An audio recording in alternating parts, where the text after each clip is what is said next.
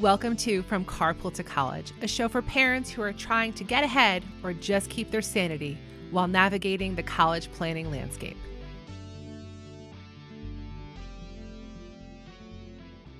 Welcome to From Carpool to College. I'm Tracy Amadeo. Tara Horitz. And in this episode, we are going to be reflecting on the 2025-2026 admissions cycle. It sounds like a bicycle. Yes. It's an electric bike. Yes. Don't get me started on those. They're terrible. Do you have them running around your neighborhood? Mm-hmm. We do. Do the kids wear helmets? Not always. Same here. Not always. They're terrible. There's no reflectors on them. They go fast. Well, the big problem is that people look at them like a bike, but they really are a motorcycle. They're a motorcycle or a moped. Yeah. Whatever. Anyway, we're going to look at the admission cycle. Yes. And Tara and I have very carefully curated our episodes so that they are evergreen, meaning parents could just jump in at any time of year, at any point, and understand, college application process or just what goes on in high school. That's important to know how that would impact your kid. We try not to date, when we're recording these. Today is November 2nd, 2025. And while it is fresh, we wanted to talk about what we've seen in the admission cycle so far. And this is for you parents.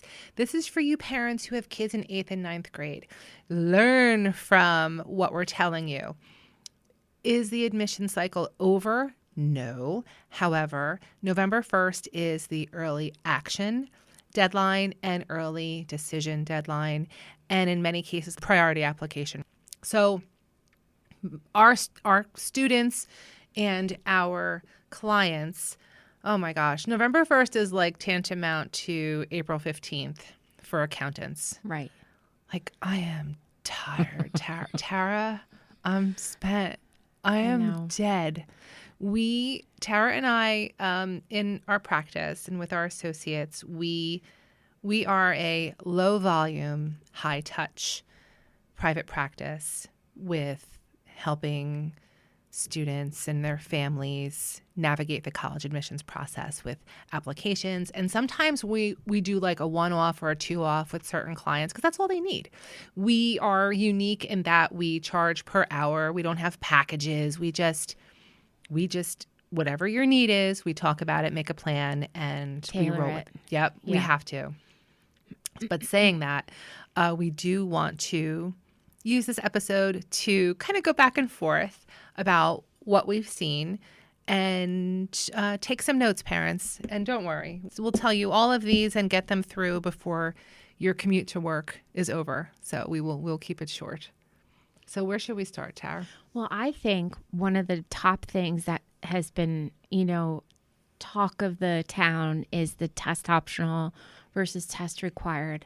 And, there's still a lot of schools out there that are test optional, but they're slowly moving, right? Mm-hmm. And I think that they feel the pressure from each other, especially at the different levels, to move to that test required. And some majors, even though the school may be test optional, are test required. You have to submit. Right.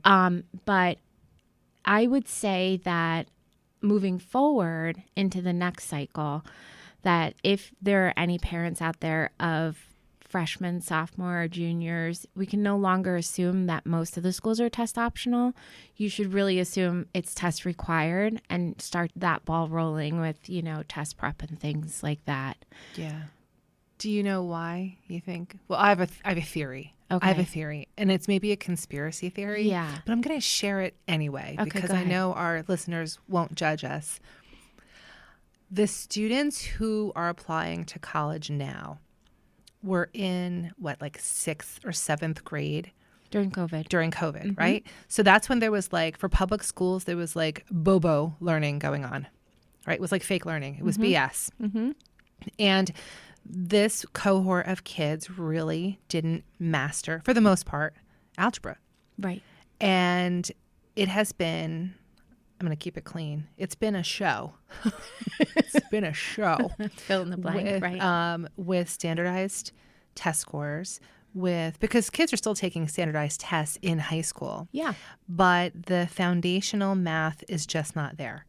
And surprise, surprise, now that these kids are over the hump, now we're getting kids who went through middle school without interruption. Right.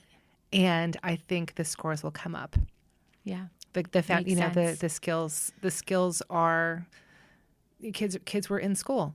And as much as kids, there's a big cohort of students who get test anxiety. And we know test is like one day in time and the whole thing. I hate tests. I'm not a big fan myself. But it's not going away. And we even had we have an older episode on this about just every step of the way, your kids need to be learning for long term and not going through the motions. That's our advice to you. Like, don't blow it off. The tests, as Tara said, they're going to be there. And we were just talking about the common data set. How, to send or not to send test scores was a big time pull, actually, for us this cycle, because every school has a different set of scores that is in the range. And we had kids who had really solid test scores to send. I'm thinking about the one girl who had like 13 something. And there was one of the schools where that was the 25th percentile for submitting scores. So we told her not to send. Meanwhile, if that was my kid's score report, it would be on the refrigerator for all to see. Yes. But always look for that common data set. And the kids know that too. And why do the kids know it? From TikTok. From TikTok. I know. Not just for dances and for all sorts of things, but there's a lot of solid, believe it or not, parents. I know you're not going to want to hear this, but TikTok has become a great source of information for the kids to learn about the college application process, the ins and outs, inside scoop. It's also a lot of fear mongering when it comes to, because Tara and I go through all the social media as well. And we will I'll see these commercials for independent counselors. Like, these are 3 things you need to be doing to go to an Ivy. It's like, it's a lot. There's a lot out there, but there's a lot of really good stuff too. So what else did we see, Tara, this cycle? Well, the other topic that kept coming up with our clients revolved around majors. Yeah. What major should I select? What if I go undecided? Should I go undecided? Should I do this? Should I do double? Should I do tons of questions? But I would say SATs or, standardized test scores, majors was the second one, and then probably the essay. So as far as majors go, they're changing. I know. There's new programs coming in. There's some that are so oversaturated. Some are on their way out. We did an episode on this where we talked about some surveys that were put out by the World Economic Forum, where they kind of went through and gave you a 5-year, look at what's to come in terms of jobs and, majors and different career paths. And so I would say with regards to that, we were also visiting the common data set as well, right? Oh, yeah. We visited the common data set to see the outcomes from the school in how many degrees were given out by each major. Right. So we can kind of work backwards. It's like a game of Clue. It should be a board game. It was the candlestick in the psychology major in the School of Liberal Arts and Sciences. Right?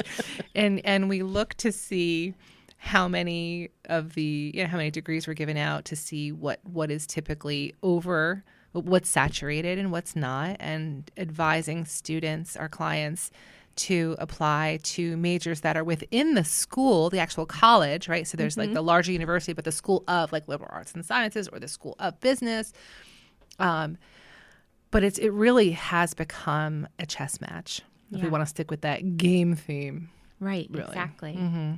And then one of the other things is how many schools students are applying to. Dude, crazy. Yeah. Crazy, right? So because let's go back in the day in the 20th century when we parents were looking at our college applications.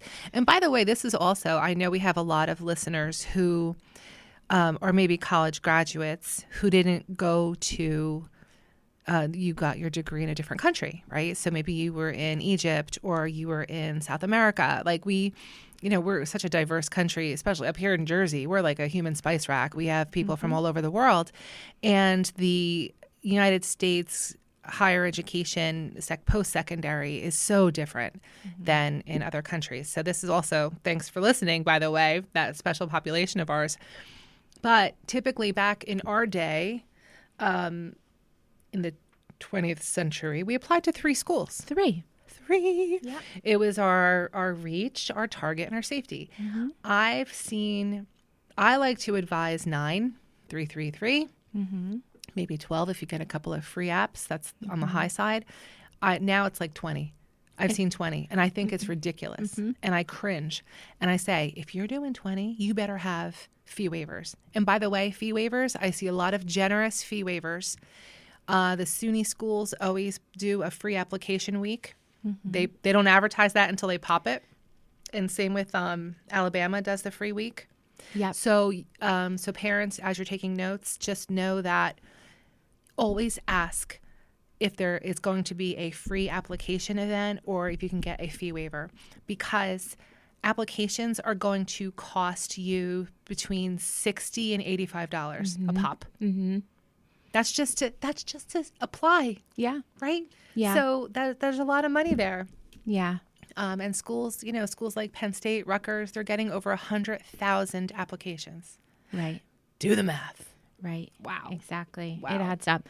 And sometimes if you go to visit a school, they will offer fee waivers in different ways. You may have to watch a video or two of a virtual tour after you visited, or while you're there, you can even, sometimes they'll offer it. So be on the lookout because they do add up. Oh, for sure. And you can hit up the school's admissions page. So the school has a website like, fancyschool.edu, whatever. And when you go on the landing page, you look specifically for admissions and go through that. So you may find something for a fee waiver code for admissions. You'll find all the, in the nooks and crannies, all those nuggets of information. But what you'll also find are links to the admissions podcasts, which are a gold mine. Admissions tips and tricks, their YouTube series. Like, these schools are telling you, they're giving away their secrets. And they'll even tell you, they'll say what is expected. You could fill out the Common App, or you can fill out from the website. They'll say we have an essay, we have supplements. Sometimes they'll have the supplemental essays sent after you hit send on the application. So that's a little surprise. Some will say interview encouraged, but it won't say it anywhere on the application. So you have to look at the admissions website, but also the common data set will show that in section C about like what weight each component of the application portfolio is. So it was like a scavenger hunt. Yeah, it really was. It was. And at some point we had to call. Yeah. If because there's so much information floating out there, and quite honestly, the common data set, when some schools report it, the transparency is not always fully there, right? So if it says that demonstrating interest is not one of the considered components, it actually might be a little bit. Right, because we the podcast that we love, what's his name? Durante. He's great. What's the name of his podcast? CAP. The College Admissions Podcast. We love this guy. You got to listen to him. He has college reps on all the time. And I think he was saying in his podcast that just because the colleges don't count demonstrated interest in their algorithm, in your admission portfolio, you still have to demonstrate knowledge. You have to demonstrate that you understand the school, you understand the vibe, you understand the programs. Like, you really, our clients, we encourage them the second we meet them to follow every single school on social media, learn about the clubs. and it's not just about like following the school. Like, I don't know why Bates is in my head. There must be something that says Bates in this room that I keep on thinking it. But anyway, we're in the studio and we just put up all these pretty pennants. We'll have to put it on a website because it looks so good. It does. But so you go on the landing page for the school, and you'll have like clubs and activities, and we have the kids go to the clubs and activities and then follow on their social media the different clubs and activities, so they understand the vibe of the school. They look for their people, Right. but they also could demonstrate interest a lot better, demonstrate knowledge in the supplemental essays, Yes. right? So if like Yeah. if I am part of the Ukrainian breakdancing team, totally made that up, and I saw that Purdue has a chapter of a Ukrainian American breakdancing team, the Boilermakers. Yeah. The UBT. Yeah, right. Exactly. And but if I'm already following them on social media, I'll know that they made the tournament of champions last year, and I Yeah. could talk about that Right. in my supplemental. Yeah. Right. So these are all the wacky things, but the cool things that we're telling our students, our clients to do, and they've done it. Yeah, they've done it and they've found out some pretty good things, that they've reported back to us. Oh, whatever it may be, in regards to the clubs, the location, all of, people that in their town who currently go to the school, things like that, they're able to kind of keep a little bit of track of. So they're learning as well.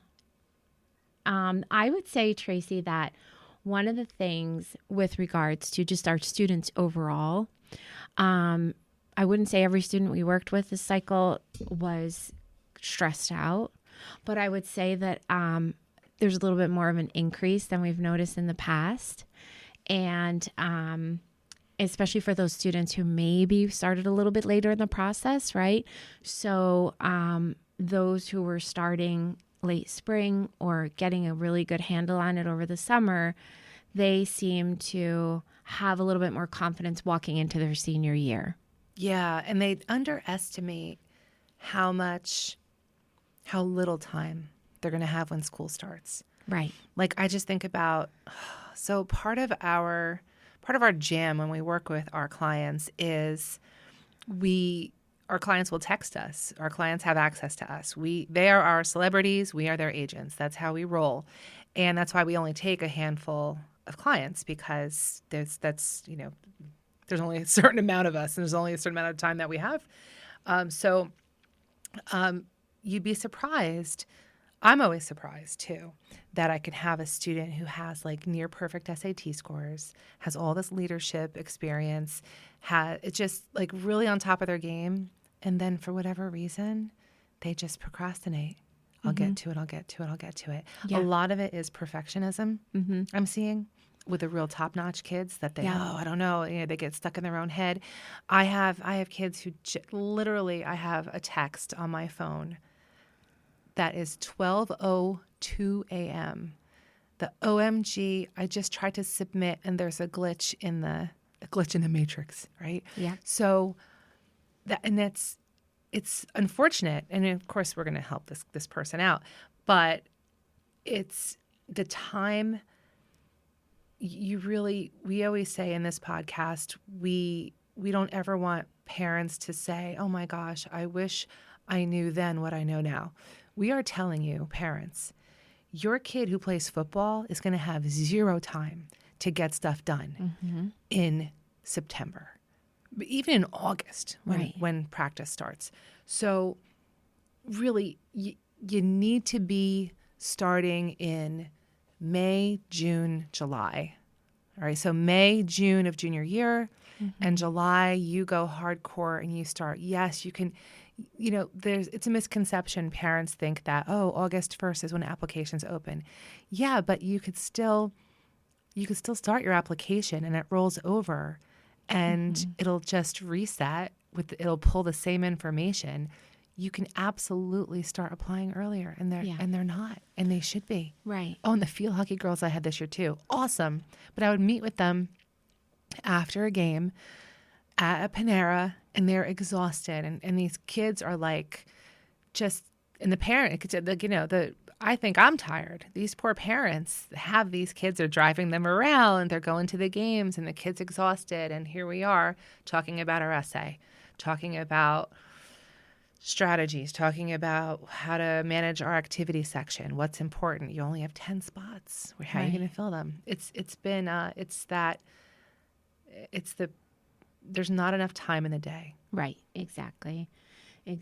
And visiting schools. Oh, yeah. Definitely start that, summer of sophomore year, beginning of junior year, because when that senior year rolls around, and you definitely want to go when their school's in session. So that's another part of the process where you want to start that as early as you can.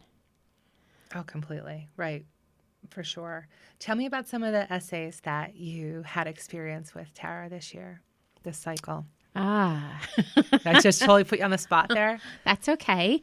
I had a very, very diverse group of students in terms of like topics and what they wanted to write about, and even their personalities and, just going through the whole writing process. Some came to me with a full draft that had to kind of be reworked a lot. And sometimes that took a little bit longer than those students who came with nothing and almost like a blank slate ready to work. So lots of different topics. I absolutely, some of the ones that stick in my mind, there was one student who I worked with who wrote about a rock wall and climbing that rock wall. And it was done in such a way that it just created this perfect metaphor with flaws, but it was perfect in how it represented her. There was a student who, decided to write about something that was a little bit more intense with the loss of a family member, but did it in a way that was authentic and real. And we learned a lot about that person from the writing. And it wasn't a whole focus on the loss. So one thing that I noticed is that students are coming to us with a lot of ideas about what they've heard, right? We should write about this. We shouldn't write about this. I saw this on TikTok. I saw this on Instagram. And I think, Tracy, we always agree on this one, that you can write about whatever you want. Don't worry about that part of it. What you need to figure out is what is going to represent you the most, and how can you show the ways that you can grow and what you've learned from it. I think that's the most important part of it. So that's where it gets a little tricky when it comes to things that they're learning and all of the information overload, because they get influenced in a way and they think, oh, I better not do this. I better not do that. And we've both noticed that if they really feel so strongly about something and it's coming from their heart, they can write about the things that they've heard they shouldn't. Oh, totally, completely. And sometimes we had to cut our kids with all the different ideas, and they want us to bounce ideas off of it. The other piece, parents, that you need to know about the essay is you may not like it, Mom. Right. You may not like it, Dad. And we also have to think about, well, it's your kid's essay. It's their narrative. And also the audience it's not some institution. It is a person. And they're looking for specific elements in that story. Mm-hmm. So when kids open up in their essay, sometimes parents get a little guarded. Mm-hmm. I had a couple of those this cycle. And it was a challenge because this is kind of our secret sauce, though, at academic mentoring, because I'm a counselor, you're a teacher. Like we've worked with thousands of families through our lifetime, through our career. Yeah. So we understand and very much respect that family dynamic. But it is definitely a dynamic. And this year I've had a couple of families who the parents are like, oh, I don't know about this. And we work together, we figure it out, Yeah. and we make some revisions. But ultimately, it is your kids.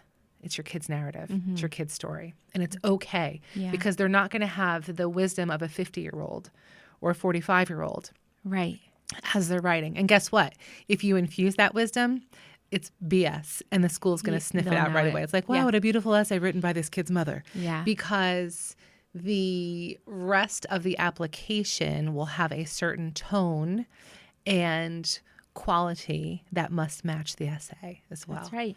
So Very it true. was very interesting. Something that I wasn't really surprised, but I guess I was comforted by. I went to a conference for the Big Ten schools down at Rutgers, and there was a panel of all different admissions reps. And what they all agreed on is there's a special section in the Common App for special circumstances. And they spoke to it saying that if there are any special circumstances that you need us to know about to help understand you, here's your space. So it's like, what could that be? And then, so of course we asked, the counselors in the audience, like what? Give us examples. And they gave us examples like if in 10th grade you had 3 different chemistry teachers, tell us. Right. Because maybe your chem grade is a C and you have all A's and B's. Right. Or maybe if there was a death in the family. Right. Or I have another one, a client who was really bullied mercilessly freshman year. And she survived. She's champion. And that's something that she wrote about in the special circumstances because it impacted her performance at school. And guess what? 10th, 11th, and 12th grade, she killed it. So if there are special circumstances, I feel like 10 years ago, we kept that behind the curtain, Yeah. But if there's like a gap in the transcript or something that you can't pull from other places for the application, this would be that way to fill in that fill in the blank, right? Exactly. I think about like my own kid, Joey, when he was a senior in high school, he got hit by a pitch on the head.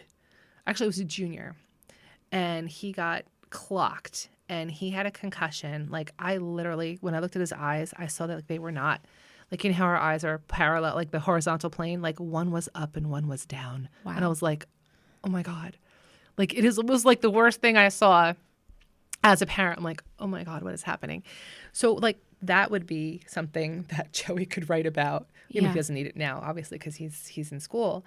But what are those special circumstances? So parents, that's another just a takeaway from this admission cycle that schools really do want to know if there is something that that was affected. significant. Right. And I think that the projection is that there will be future adjustments to the Common App as well. So it's good to keep an eye on that and be aware of continued changes, right? Because it's not staying constant. It seems to be adjusting and changing every year as we continue to move through Totally. the application years. And so there is a projected another spot where they're going to add some additional space for writing as well. Oh, for sure. The kids are still, by the way, all applying to the same schools. Yeah. So they're driving down their acceptance rate. Yeah. So, parents think about other schools, schools you've never heard of, do some research. Go to the college fairs. Go to college fairs, right. Talk to independent counselors, talk to school counselors, like do some research because it's really the same 30 schools. It's the same thing. And also, before I forget, I know we're going to wrap up soon, the, GPAs are interesting. Our grades, our students' academic record doesn't always accurately reflect the number doesn't always, it could be misleading. So for example, I had a client who I met with and had a GPA, like had mostly all A's and B's, but the level of the courses were standard. There were like some college prep, some standard, and the parents believed that because their kid had a great GPA, like, look, this is, this 3.6 is really good. And it is. 3.6 is good. But if you look at the spread of GPAs at that school, 3.6 sounds amazing. But there are kids who are getting 4.6. So if there's a kid getting a 4.6 and the most you can get is a 5.0, a 3.6 doesn't, it's like average. It's like a C. But you think it's a B plus, right? So there is a lot of that. And that's why having conversations with school counselors are very important. Go online, go on TikTok, go on Reddit, talk to an independent counselor, because you may be setting your kid up for heartbreak. Yeah. Right? You look at the college like, oh, what GPA? My GPA fits into this school. It's like, it's not really and the also whole the story. rigor, right? Like the rigor. That's the rigor, right. right. So it's not, and it's hard to assess that as a parent. Yeah. It's really tough. So I had a couple of one-off clients this cycle because, Tara, like we're straight shooters. So we're going to have these conversations. And I had a student, when I looked at the transcript and I saw the list of schools, I was like, these are all reaches, my friend. What? I'm like, they're all reaches. I'm sorry. Yeah, tough. I wasn't asked back, but it's okay. It's okay. You know, I'm not going to lie and say, yeah, you're going to get in, because even with the higher GPA, it's a crapshoot. Yeah, with a lot of for schools. Sure. So for sure. But all right, so some key takeaways as we wrap up today's episode. So start early. Oh yeah, start the process early. Make sure that your child is authentic in their writing and they're applying to schools and they're doing it with, for the right reasons. Also to seek that balance, right? So I think an early start to the process will allow them to enjoy their senior year and even their junior year instead of cramming everything in at once. And, just be there for them, because every once in a while they're going to need you during this process, especially for your credit card numbers to all the application fees. I know. Yeah, no, those are all great takeaways. And just know that time is your enemy, really. I hate to sound like, I don't want to end on a negative note, but I really feel like just start early. Start early. That's it. And we are here for you. We are Academic Mentoring LLC. You can find us at www.academicmentoringllc.com. And we push out this podcast for you for free to lift you up and to get you and your family where they need to be in this whole process. So thanks for listening. We appreciate you.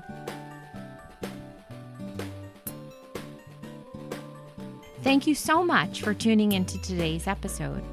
If you enjoyed what you heard, we'd love for you to be a part of our growing community. Please share and follow our show. For those who want to support us further, join our Patreon site. Your support helps us create high-quality content and great episodes. Plus, our Patreon members get exclusive perks like bonus episodes, early access, and behind-the-scenes content that we think you're just going to love. And now for some legal stuff. The content of this podcast is for informational and educational entertainment purposes only, and is provided as is with no guarantee of accuracy, completeness, timeliness, or outcomes. I could keep going, but I will spare you, and I will post this entire legal disclaimer on our website, www.academicmentoringllc.com, under podcast. Tara and I are so glad you joined us today on From Carpool to College. See you next time. Something like that. Yeah. Done? That's good. Okay, Chris, make that pretty, please. Pretty, please. Make it pretty, please.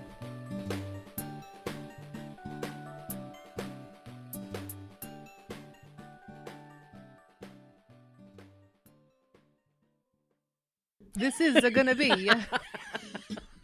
What's the matter, you? The Italian American episode. This is going to be. You told us to record more outtakes and things, but don't put that in. How much you want to bet it makes it in? Buongiorno. Welcome.